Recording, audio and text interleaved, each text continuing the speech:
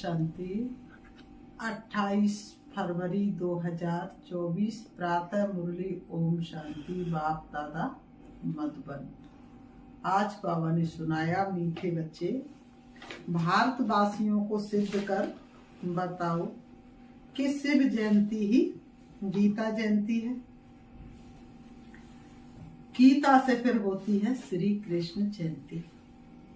मीठे बच्चे, भारतवासियों को सिद्ध कर बताओ कि शिव जयंती ही गीता जयंती है। गीता से फिर होती है श्री कृष्ण जयंती। आज की मुरली से प्रश्न बाबा ने किया, किसी भी धर्म की स्थापना का मुख्य आधार क्या है? धर्म स्थापक कौन सा कार्य नहीं करते जो बाप करते हैं? उत्तर में बाबा ने बताया, किसी भी धर्म की स्थापना के लिए पवित्रता का बल चाहिए। सभी धर्म पवित्रता के बल से स्थापन हुए, लेकिन कोई भी धर्म स्थापक किसी को पावन नहीं बनाते, क्योंकि जब धर्म स्थापन होते हैं तब माया का राज्य है। सबको पतित बनना ही है, पतितों को पावन बनाना ये बाप का ही काम है। वही पावन बनने की श्रीमत देते हैं। आज की मुरली से गीता इस पाप की दुनिया से, नफरत की दुनिया से कहीं दूर हमें ले चल। ओम शांति। अब बच्चों ने समझ लिया है कि पाप की दुनिया किसको और पुण्य की दुनिया अथवा पावन दुनिया किसको कहा जाता है। बाबा ने कहा, बाबा कहते हैं, वास्तव में पाप की दुनिया ये भारत ही है और भारत भी फिर पुण्य की दुनिया स्वर्ग बनता है। भारत ही सोने की चिड़िया और भारत ही लोहे की चिड़िया बनता है। बाबा ने कहा, भारत ही बहिष्ठता, भारत ही दोजक बनाए, क्योंकि काम चिता पर जलते रहते हैं। वहाँ काम चिता पर कोई जलता नहीं, वहाँ काम चिता है ही नहीं। ऐसे भी नहीं कहेंगे कि सतयुग में काम चिता है। ये समझने की बातें है ना। पहले पहले प्रश्न उठता है, भारत जो पतित दुखी है, सो वही भारत पावन सुखी था जरूर। कहते भी आदि सनातन हिंदू धर्म था। अब आदि सनातन किसको कहा जाता है? आदि माना क्या और सनातन माना क्या? आदि माना क्या, सनातन माना क्या? आदि माना सतयुग, शुरुआत सतयुग से होती है। तो सतयुग में कौन थे ये तो सबको मालूम है कि लक्ष्मी नारायण थे। सतयुग में कौन थे? लक्ष्मी नारायण थे। लेकिन मनुष्य आज कंफ्यूजन में है कि वास्तव में किसका राज था, क्योंकि भक्ति मार्ग में कोई बताते हरिश्चंद्र का राज था, कोई दिखाते विष्णु का राज था, कोई दिखाते राजा मोराध्वज का राज था, लेकिन वास्तविकता को भूल गए हैं। मोराध्वज का राज अर्थात वह हर आत्मा नष्टो हुआ होती है। राजा हरिश्चंद्र अर्थात सब सत्यवादी होते हैं, और विष्णु का तो राज्य था ही वहां पर। तो बाबा कहते हैं, तो वे भी किसकी संतान होंगे? जो फिर सतयुग के मालिक बने।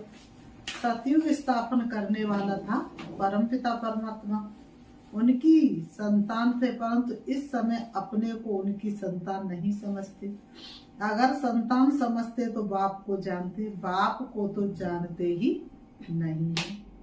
कोई भी भगवान को, अपने पिता परमात्मा को, बाप को तो जानते ही नहीं है। बाबा ने कहा, वह हिंदू धर्म तो गीता में है नहीं। गीता में तो भारत नाम पढ़ा है। वह कहलाते हिंदू महासभा। वह अपने को क्या कहलाते? हिंदू महासभा।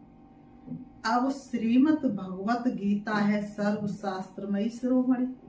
गीता जयंती भी मनाई जाती है, शिव जयंती भी मनाई जाती है। गीता जयंती भी मनाते तो शिव जयंती भी मनाते हैं। अब शिव जयंती कब हुई ये भी मालूम होना चाहिए। फिर है श्री कृष्ण जयंती। शिव जयंती के बाद गीता जयंती और उसके बाद होती है श्री कृष्ण जयंती। गीता जयंती से ही देवी देवता धर्म की स्थापना होती है। बाबा ने कहा फिर गीता जयंती के साथ महाभारत का भी कनेक्शन है। जब तक महाभारत नहीं होगा तब तक धरती पर स्वर्ग कैसे आएगा? विनाश नहीं होगा तो स्थापना का कार्य पूरा होने के बाद स्वर्ग कैसे होगा? उसमें फिर दिखाते हैं, उसमें फिर बाबा ने कहा फिर उसमें फिर आती है युद्ध की बात। दिखाते युद्ध के मैदान में 3 सेनाएं थी, यादव, कौरव और पांडव दिखाते हैं। यादव मूसल निकालते हैं, वहां शराब पिया और मूसल निकाले। दिखाते हैं शराब पिया और मूसल निकाले।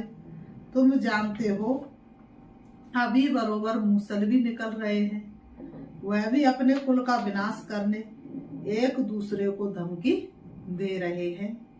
सब क्रिश्चियन लोग हैं, वही यूरोपवासी यादव ठहरे तो एक है उन्हों की सभा, उनका विनाश हुआ, आपस में लड़ मरे। उसमें सारा यूरोप आ गया, उसमें इस्लामी बौद्धी क्रिश्चियन सब आ जाते हैं। बाबा कहते हैं यहाँ फिर है कौरव और पांडव। कौरव भी विनाश को प्राप्त हुए और विजय पांडवों की हुई। दिखाते कौरव का तो विनाश को प्राप्त हुए और विजय पांडवों की हुई। अब प्रश्न उठता है गीता का भगवान कौन? अब प्रश्न क्या उठता है गीता का भगवान कौन? जिसने सहज योग और सहज ज्ञान सिखलाकर राजाओं का राजा बनाया अथवा पावन दुनिया स्थापन की। क्या श्री कृष्ण आया? कौरव तो कलयुग में थे, कौरव पांडवों के समय श्री कृष्ण कैसे आ सकता है? दिव्य गुणों वाला श्री कृष्ण कैसे आ सकता है? श्री कृष्ण जयंती मनाते हैं। सतयुग आदि में 16 कला, श्री कृष्ण के बाद फिर त्रेता में 14 कला राम की। श्री कृष्ण तो प्रिंस का भी प्रिंस है, श्री कृष्ण तो राजकुमारों का भी राजकुमार है। भिखारी प्रिंस लोग श्री कृष्ण को पूजते हैं क्योंकि जानते हैं वह सतयुग का 16 कला संपूर्ण प्रिंस था। हम भिखारी हैं, जरूर प्रिंस लोग भी ऐसे कहेंगे ना। अब फिर शिव जयंती भी है, मंदिर भी बड़े से बड़ा उनका ही बना दिया है। वह है निराकार शिव का मंदिर, उनको ही परम पिता परमात्मा कहेंगे। ब्रह्मा विष्णु शंकर भी देवता ठहरे, इसलिए ब्रह्मा देवताय नमः, विष्णु देवताय नमः, शंकर देवताय नमः और पीछे से कहेंगे शिव परमात्माय नमः। शिव जयंती भारत में ही मनाई जाती है। बाबा कहते शिव जयंती भारत में ही मनाई जाती है। अब देखो शिव जयंती आने वाली है। बाबा कहते अब देखो शिव जयंती आने वाली है। बाबा पहले से ही जगा रहे हैं तो बाबा कहते अब देखो शिव जयंती आने वाली। सिद्ध कर समझाना है। शिव को ही कहा जाता है ज्ञान का सागर, और किसी को ज्ञान का सागर नहीं कह सकते। शिव को ही ज्ञान का सागर, प्यार का सागर, आनंद का सागर, गुणों का भंडार कहा जाता है। बाबा ने कहा अर्थात सृष्टि को, तो बाबा ने कहा शिव को ही कहा जाता ज्ञान का सागर, अर्थात सृष्टि को पावन करने वाला परमपिता परमात्मा। गांधी भी गाते थे, श्री कृष्ण का नाम नहीं लेते थे। अब प्रश्न उठता है शिव जयंती सो गीता जयंती या श्री कृष्ण जयंती सो गीता जयंती? अब श्री कृष्ण जयंती तो सतयुग में कहेंगे। बाबा ने कहा अब श्री कृष्ण जयंती तो कब कहेंगे? सतयुग में कहेंगे।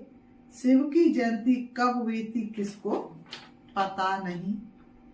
शिव तो है निराकार परम पिता परमात्मा, उसने सृष्टि रची संगम पर। कौन सी सृष्टि रची? नई सृष्टि रची। कब रची? संगम पर। बाबा ने कहा सतयुग में था श्री कृष्ण का राज्य, तो जरूर पहले शिव जयंती होगी।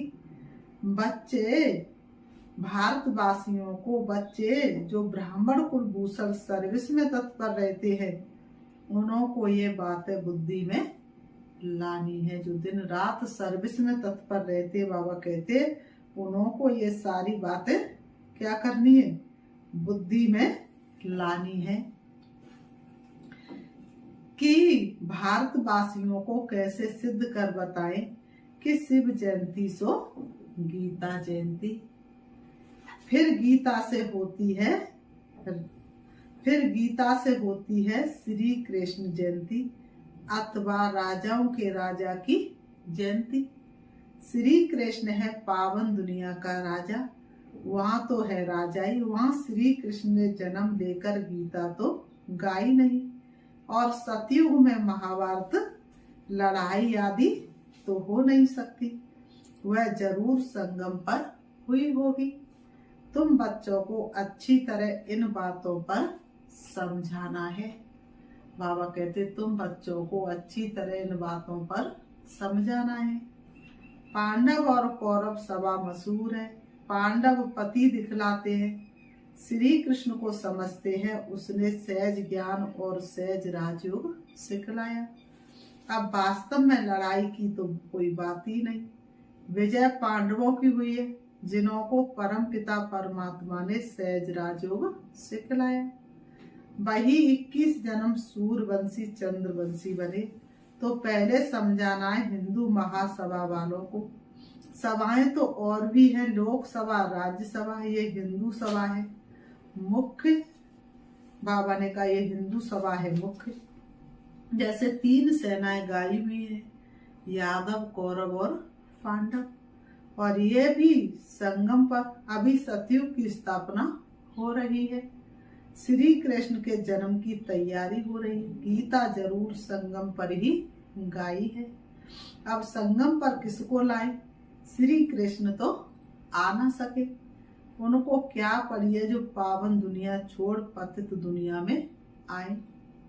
और श्री कृष्ण तो है भी नहीं, तुम जानते अब वह 84वें जन्म में है। कई लोग फिर समझते श्री कृष्ण हाजरा हजूर है, सर्वव्यापी है। श्री कृष्ण के भक्त कहेंगे ये सब कृष्ण ही कृष्ण है, श्री कृष्ण ने ये सब रूप धरे हैं। राधे पंथी होंगे वह फिर कहेंगे राधे ही राधे, हम भी राधे तुम भी राधे। अनेक मतें निकल पड़ी हैं, कोई कहे ईश्वर सर्वव्यापी है, कोई कहे श्री कृष्ण सर्वव्यापी है, कोई कहे राधे सर्वव्यापी है। अब बाप तुम बच्चों को समझाते हुए, बाप वर्ल्ड ऑलमाइटी अथॉरिटी है, तो अब तुम बच्चों को भी अथॉरिटी दे रहे हैं कि कैसे इन सबको समझाएं। हिंदू महासभा वालों को समझाओ, वह इन बातों को समझ सकेंगे। वह अपने को रिलीजियस माइंडेड मानते हैं, वह अपने को रिलीजियस माइंडेड मानते हैं। गवर्नमेंट तो कोई धर्म को मानती नहीं। बाबा ने कहा वह खुद ही मूझ गए हैं। शिव परमात्मा है निराकार, ज्ञान सागर, और कोई को ज्ञान का सागर कह नहीं सकते। वह जब सम्मुख आकर ज्ञान दे तब राजा ही स्थापन हो, फिर तो बस राजा ही स्थापन हो गई। फिर सम्मुख तब आए जब राजा ही गवाओ। तो तुमको सिद्ध करना है शिव परमात्मा है निराकार, ज्ञान सागर, शिव जयंती सो गीता जयंती। इस पर नाटक बनाने हैं। बाबा कहते इस पर तुमको अच्छे अच्छे नाटक बनाने हैं, जो मनुष्यों की बुद्धि से श्री कृष्ण की बात निकल जाए।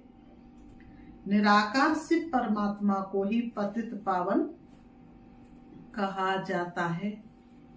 शास्त्र आदि जो भी बने हैं वह सब मनुष्य मत पर मनुष्यों ने बनाए हैं। शास्त्र आदि किसने? मनुष्यों ने। किस मत पर? मनुष्य मत पर। बाबा का शास्त्र तो कोई है नहीं। बाप कहते मैं सम्मुख आकर तुम बच्चों को बेगर टू प्रिंस बनाता हूँ और फिर मैं चला जाता हूँ। सब करके खुद को छिपा देते हैं। ये नॉलेज मैं ही सम्मुख सुना सकता हूँ। वह गीता सुनाने वाले भले गीता सुनाते, परंतु वहां भगवान सम्मुख तो है नहीं।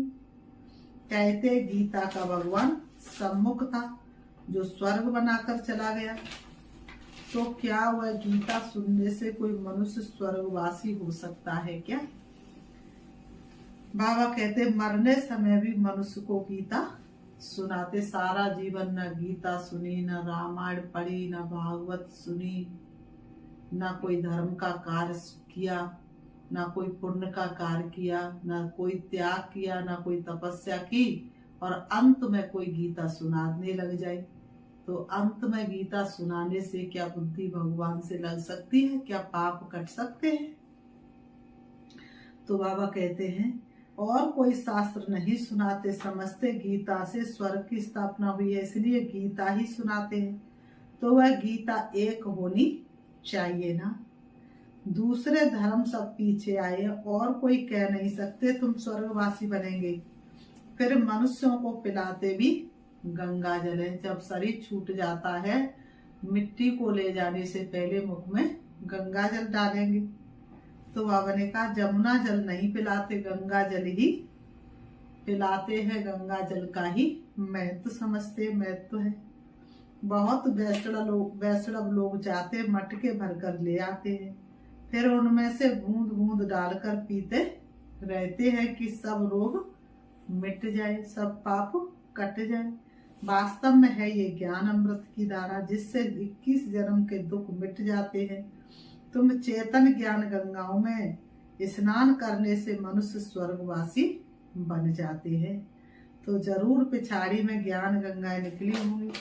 वह पानी की नदियां तो है ही, ऐसे थोड़े ही कोई पानी पीने से देवता बन जाएगी। यहाँ कोई थोड़ा ही ज्ञान सुनते तो स्वर्ग के हकदार बन जाते हैं।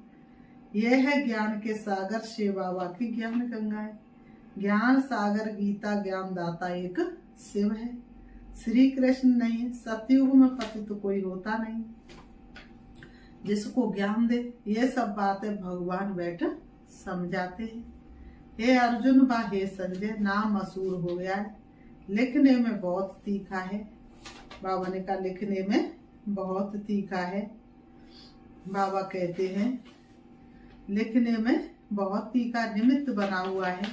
अब शिव जयंती आती तो उस पर बड़े बड़े अक्षरों में लिखना है। शिव हो गया निराकार, उनको ज्ञान सागर विल्सफुल कहा जाता है। श्री कृष्ण को नॉलेजफुल विल्सफुल नहीं कहेंगे। शिव परमात्मा ही नॉलेज देते हैं, रहम करते, नॉलेज ही रहम है। मास्टर रहम कर पढ़ाते हैं तो बैरिस्टर इंजीनियर आदि बन जाते। मास्टर किसी टीचर स्टूडेंट से द्वेष नहीं रखेगा, वह तो रहम करके चाहेगा कि ये मुझसे भी आगे चला जाए। तो कोई बैरिस्टर तो कोई इंजीनियर बन जाते हैं। बाबा ने कहा टीचर क्या करते, रहम करके पढ़ाते, तो कोई डॉक्टर, कोई इंजीनियर, कोई बैरिस्टर भी बन जाते हैं। तो बाबा ने कहा सतयुग में विल्स की दरकार नहीं। कलयुग में इस संगम पर, कलयुग में ही दया दृष्टि मांगते रहते, लेकिन सतयुग में तो दया दृष्टि मांगने की दरकार ही नहीं। बाबा ने कहा, तो बाबा कहते नॉलेज ही रहम है। बाबा कहते सतयुग में तो विल्स की मांगने की कोई दरकार ही नहीं। बाबा कहते हैं श्री कृष्ण को नॉलेजफुल विल्सफुल नहीं कहेंगे।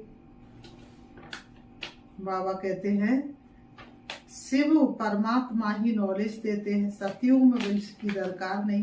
तो पहले पहले सिद्ध करना है कि निराकार ज्ञान सागर शिव जयंती सो गीता जयंती, व सतयुगी साकार श्री कृष्ण जयंती सो गीता जयंती। ये है तुम बच्चों को सिद्ध करना है। तुम जानते हो जो भी पैगंबर आदि आते वह पावन नहीं बनाते। द्वापुर से माया का राज्य होने से सब पतित हो जाते हैं। फिर जब तंग होते तो चाहते हम जाए।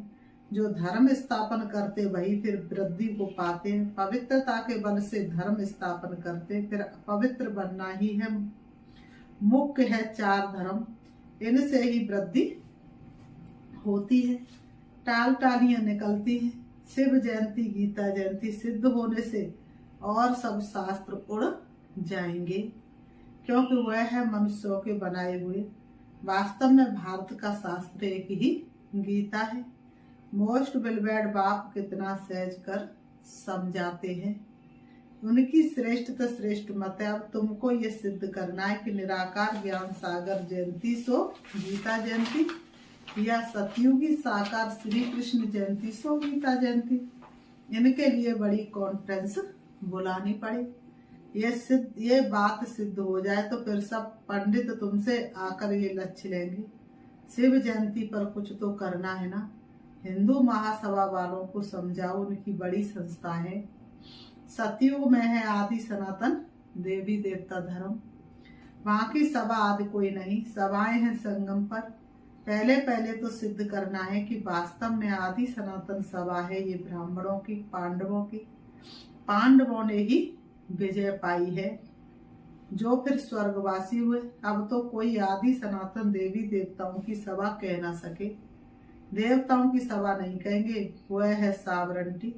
कर्प के संगम पर ये सभाएं थी। उनमें एक भी पांडव सभा, जिसको आदि सनातन ब्राह्मणों की सभा कहेंगे, उनमें एक थी पांडव सभा, जिसको आदि सनातन ब्राह्मणों की सभा कहेंगे। ये कोई नहीं जानते। श्री कृष्ण के नाम से ब्राह्मण है नहीं, ब्राह्मणों की चोटी ब्रह्मा के नाम से है। ब्रह्मा के नाम से तुम ब्राह्मण सभा कहेंगे, ये बातें समझाने वाला भी बुद्धिमान चाहिए। इसमें ज्ञान की प्रकाष्ठा चाहिए। निराकार से भी गीता ज्ञानदाता दिव्य चक्षु विधाता है। ये सब धारण कर फिर कॉन्फ्रेंस बुलाते, जो समझते हम सिद्ध कर बता सकेंगे। उनको आपस में मिलना चाहिए। लड़ाई के मैदान में मेजर्स कमांडर्स, लड़ाई के मैदान में मेजर्स कमांडर्स आदि की सभा होती है। यहाँ कमांडर महारथी को कहा जाता है। बाबा कहते हैं यहाँ कमांडर महारथी को कहा जाता है। बाबा क्रिएटर डायरेक्टर है, स्वर्ग की रचना करते हैं, फिर डायरेक्शन देते, महासभा बनाओ, फिर इस बात को उठाओ। गीता का भगवान सिद्ध होने से फिर सब समझेंगे कि उनसे योग लगाना चाहिए। बाबा कहते मैं गाइड बनकर आया हूँ, तुम उड़ने लायक तो बनो। माया ने पंख तोड़ डाले हैं। योग लगाने से तुम्हारी आत्मा पवित्र हो जाएगी और उड़ेंगे। फिर बाबा ने कहा अच्छा, मीठे मीठे सिकी लते बच्चों प्रति मात पिता बाप दादा का याद प्यार और गुड मॉर्निंग। रूहानी बाप की रूहानी बच्चों को नमस्ते। हम रूहानी बच्चों की रूहानी बाप दादा को याद प्यार और नमस्ते नमस्ते नमस्ते। धारणा के लिए मुख्य सार नंबर 1, ज्ञान अमृत धारा से सबको निरोगी व स्वर्गवासी बनाने की सेवा करनी है। मनुष्यों को देवता बनाना है। बाप समान मास्टर रेमदिल बनना है। ज्ञान अमृत धारा से सबको निरोगी व स्वर्गवासी बनाने की सेवा करनी है। मनुष्यों को देवता बनाना है। बाप समान मास्टर रेमदिल बनना है। नंबर 2, ज्ञान की पराकाष्ठा से बुद्धिमान बन शिव जयंती पर सिद्ध करना है कि शिव जयंती ही गीता जयंती है। गीता ज्ञान से ही श्री कृष्ण का जन्म होता है। आज की मुरली से वरदान है, दिनचर्या के हर कर्म में यथार्थ और युक्ति युक्त चलने वाले पूज्य पवित्र आत्मा भव।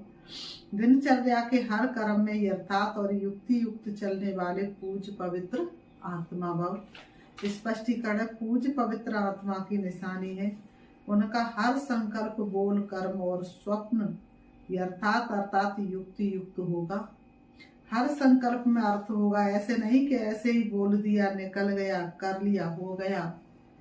पवित्र आत्मा सदा दिनचर्या के हर कर्म में अर्थात युक्ति युक्त रहती है, इसलिए पूजा भी उनके हर कर्म की होती है।